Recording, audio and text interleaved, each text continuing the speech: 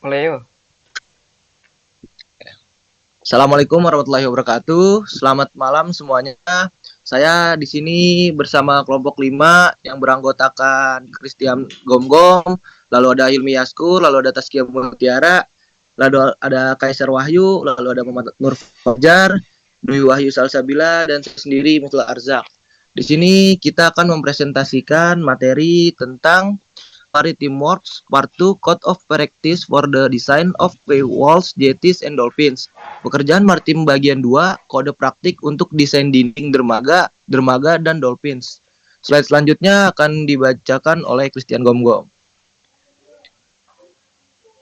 Oke, lalu ada desain umum struktur tempat berlabuh. Sebelum struktur dirancang, proses perencanaan harus dilakukan untuk menentukan bagaimana struktur akan digunakan. Penilaian risiko dilakukan untuk mengidentifikasi bahaya dan tindakan apapun yang mungkin dihasilkan dari bahaya tersebut. Setelah proses perencanaan dan penilaian risiko, dokumen kriteria desain harus dibuat, yang harus menentukan semua tindakan yang diharapkan dan diterapkan pada semua zona struktur. Bisa dilanjut?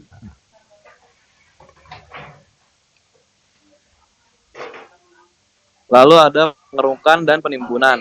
Pengerukan perawatan mungkin diperlukan karena penambahan material secara alami atau karena penumpukan material yang dijatuhkan antara kapal dan tempat berlabuh selama penanganan kargo curah seperti batu bara.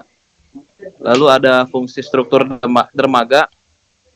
Struktur tempat berlabuh harus dirancang untuk mengakomodasi kapal tertentu atau berbagai kapal dan operasi penanganan kargo. Kebutuhan tempat berlabuh harus berdekatan dengan pantai, lebar apron yang diperlukan, dan luas tanah yang diperlukan di belakang tempat berlabuh adalah semua hal yang bergantung pada jenis metode penanganan dan penyimpanan muatan. Lalu yang terakhir ada panjang dermaga. Panjang tempat berlabuh terkait dengan panjang kapal yang akan menggunakannya, dan karena itu harus mempertimbangkan perubahan ukuran kapal yang dapat diperkirakan selama masa pakai tempat berlabuh. Bisa dilanjut?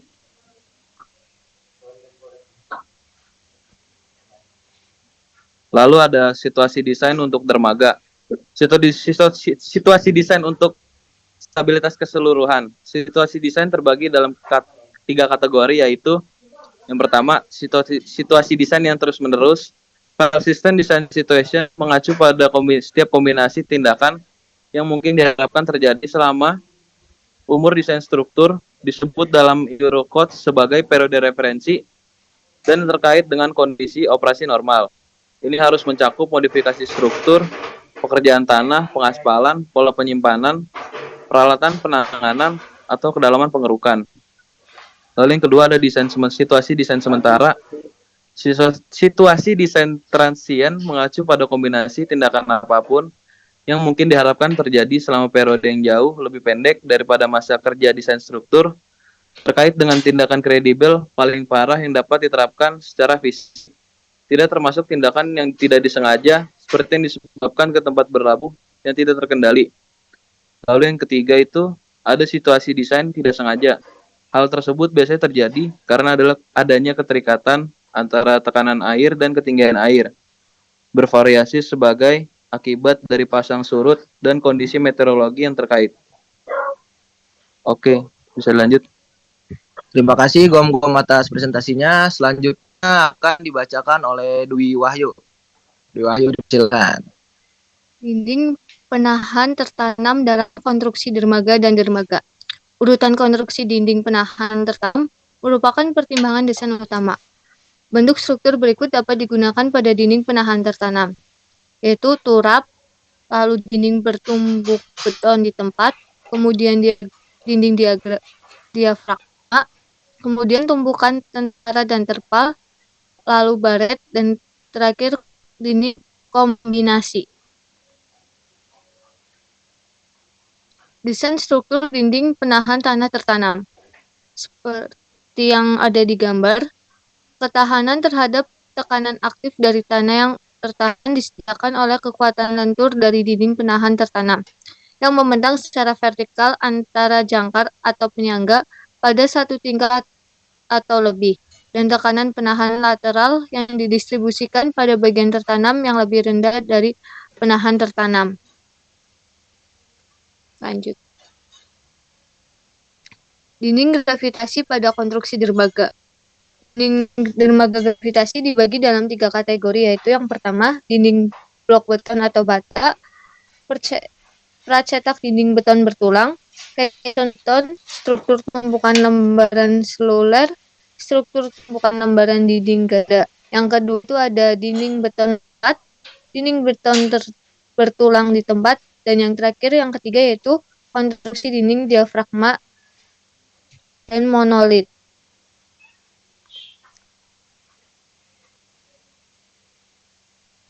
Ada beberapa dinding, yaitu yang pertama dinding blok beton, bisa dilihat seperti yang ada di gambar. Kemudian dinding blok beton, dan yang terakhir caisson beton. Ya, terima kasih untuk Dwi Wahyu. Selanjutnya akan dipresentasikan oleh Hilmi Yaskur. Untuk Hilmi dipersilakan. Jangkar untuk dinding dermaga. Jangkar orang mati. Jangkar orang mati meliputi dinding berlapis, lembaran baja, dinding beton, balok beton, dan pelat beton. Kemudian ada jangkar tanah. Jangkar tanah dapat digunakan di mana jenis lain tidak akan memberikan ketahanan yang diperlukan. Di mana tidak ada cukup ruang untuk batang pengikat atau di mana tanah berisi layanan. Yang ketiga ada jangkar cantilever. Jika terdapat tanah yang buruk di atas tanah dengan kualitas yang lebih baik, atau jika permukaan air tanah terlalu tinggi untuk mendukung konstruksi jangkar yang seimbang. Yang terakhir ada jangkar vertikal.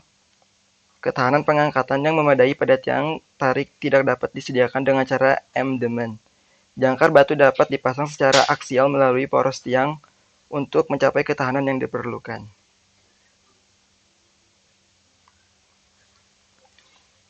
Dinding gravitasi pada konstruksi dermaga dan dermaga. Struktur gravitasi biasanya digunakan di mana dasar laut berkualitas baik. Mereka dapat digunakan di mana fondasi di dekat tingkat pengerukan adalah batu, pasir padat, atau tanah liat yang kaku. Dinding dermaga gravitasi dapat dibagi ke dalam 3 kategori sebagai berikut. Kategori pertama yaitu dinding balok beton atau bata, pracetak dinding beton bertulang, caisson beton, struktur tumpukan lembaran seluler, struktur tumpukan lembaran dinding ganda. Kategori kedua, dinding beton massa di tempat, dinding beton bertulang di tempat, dan yang ketiga, konstruksi dinding diafragma monolit.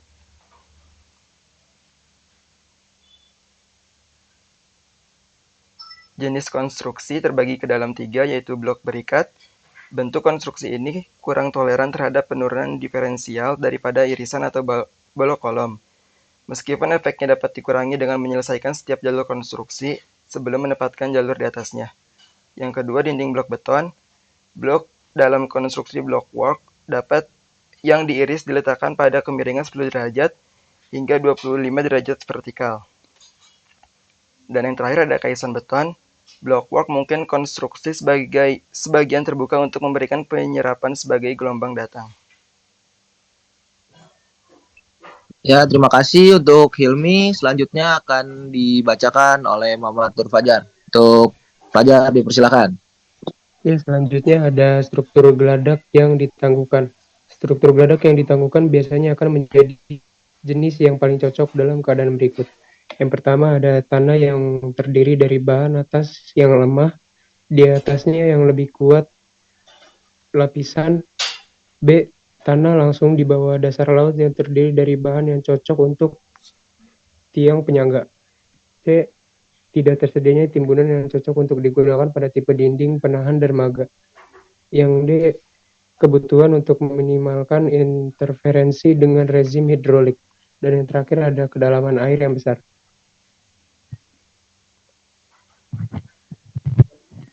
Selanjutnya ada dolphin, berthing atau bracing. Dolphin biasanya disediakan di dermaga, seperti di terminal penanganan curah di mana kepala dermaga hanya diperlukan untuk mendukung peralatan penanganan kargo. Mereka mungkin juga diperlukan di terminal ro-ro di mana tidak ada dermaga untuk kapal berlabuh. Akses dan ruang kerja. Akses ke dolphin untuk peralatan operasi dan jalur penanganan Umumnya berupa serangkaian jalan setapak dari kepala dermaga. Trotoar harus diposisikan sedemikian rupa untuk meminimalkan potensi kerusakan oleh kapal. Sementara dolphin harus dilengkapi dengan platform yang memiliki ruang kerja yang memadai.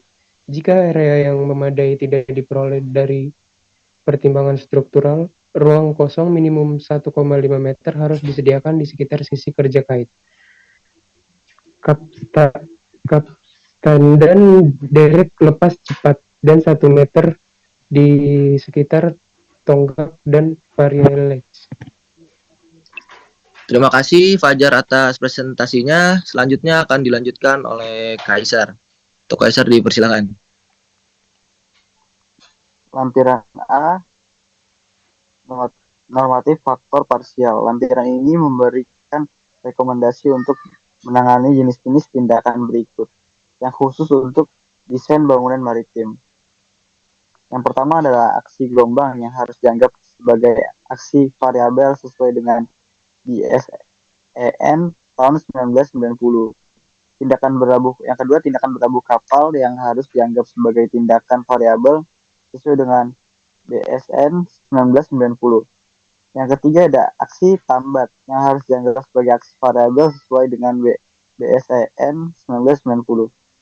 Yang keempat ada tindakan dampak kecelakaan kapal yang harus dianggap sebagai tindakan kecelakaan sesuai dengan BSEN 1990. Yang terakhir ada kombinasi di mana beban angin pada struktur bangunan, link spans, walkways, atau crane dan beban gelombang pada struktur maritim hadir pada saat yang bersamaan dalam situasi desain. The next, faktor parsial. Faktor parsial yang diberikan pada tabel artik 1 harus digunakan sebagai berikut. Kesetimbangan statis untuk keseluruhan faktor global yakni tidak melibatkan kekuatan struktur atau tanah. Harus diverifikasi menggunakan nilai desain EQ set A. Desain member struktur yang tidak melibatkan aksi geoteknik harus diverifikasi menggunakan nilai desain untuk STR set B. Desain anggota struktural, pijakan, tiang pancang, dinding, ruang bawah tanah, dan lain-lain harus diverifikasi dengan menghitung menggunakan efek yang paling tidak menguntungkan dari STR atau geoset B dan STR geo atau geoset C. Faktor parsial untuk penilaian efek geoteknik karena pengangkatan yang timbul dari efek air atau dari tampung dan gradien hidrolik tidak termasuk dalam tabel artik 1 dan sebaliknya dapat ditemukan dalam BSEN 1990. Terima kasih Kaisar atas pemaparannya. Selanjutnya akan dilanjutkan oleh Taskia. Untuk Taskia dipersilakan. Lampiran B, jenis tindakan. Yang pertama, tindakan permanen. Tindakan permanen adalah berat sendiri dari elemen struktur dan juga berat sendiri dari bahan non-struktural yang melekat pada struktur. Untuk beberapa analisis desain, mungkin lebih baik untuk mempertimbangkan berat elemen di udara dan melakukan pengangkatan akibat aksi hidrostatik secara terpisah. Yang kedua, beban material non-struktural adalah bobot semua material pembentuk beban pada struktur yang bukan merupakan elemen struktur. Yang ketiga, ada beban siklik yang dianggap sebagai aksi variabel.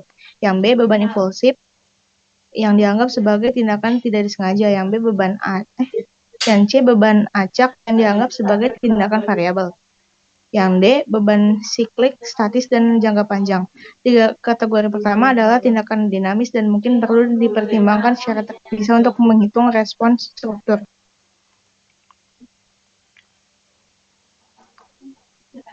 Yang keempat, tindakan tanah dan air diferensial. Tindakan tanah dan air diferensial adalah tindakan dominan yang mempengaruhi stabilitas struktur penahan tanah. Tindakan yang mengganggu dipengaruhi oleh biaya tambahan dan beban yang dikenakan pada tanah yang tertahan. Yang kelima, tindakan lingkungan. Karena sifatnya jangka panjang, aksi lingkungan seperti pengaruh salju, es, suhu, arus, pasang surut, dan angin rata-rata waktu tidak dianggap sebagai aksi dinamis. Tindakan dinamis diinduksi oleh tindakan gelombang dari semua jenis, pelepasan pusaran dalam arus stabil dan pelepasan